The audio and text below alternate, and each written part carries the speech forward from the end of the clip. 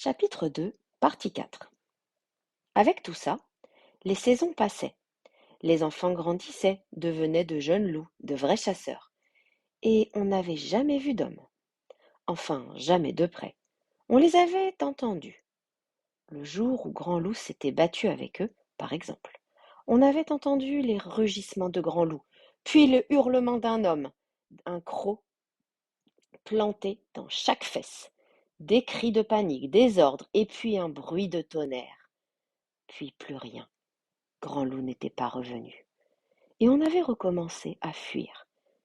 On en avait vu de loin aussi. À peine quittait-on une vallée qu'il s'y installait. Et la vallée se mettait à fumer, un vrai chaudron. Ils salissent la neige, grognait Flamme Noire. On les observait du haut de la plus haute colline. Ils marchaient sur deux pattes au fond du chaudron. Mais de près, à quoi pouvaient-ils bien ressembler? Cousin Gris, tu les as vus de près, toi? J'en ai vu, oui. Pas bavard, cousin Gris. À quoi ils ressemblent? Les hommes? Deux pattes et un fusil. À part ça, on ne pouvait rien tirer de lui. Quant à Flamme Noire, elle racontait des histoires qu'on ne pouvait plus croire maintenant qu'on était devenu grand. Les hommes mangent tout, l'herbe des caribous, les caribous eux-mêmes, et s'ils n'ont rien à se mettre sous la dent, ils peuvent aussi manger du loup. Les hommes ont deux peaux. La première est toute nue, sans un poil. La seconde, c'est la nôtre.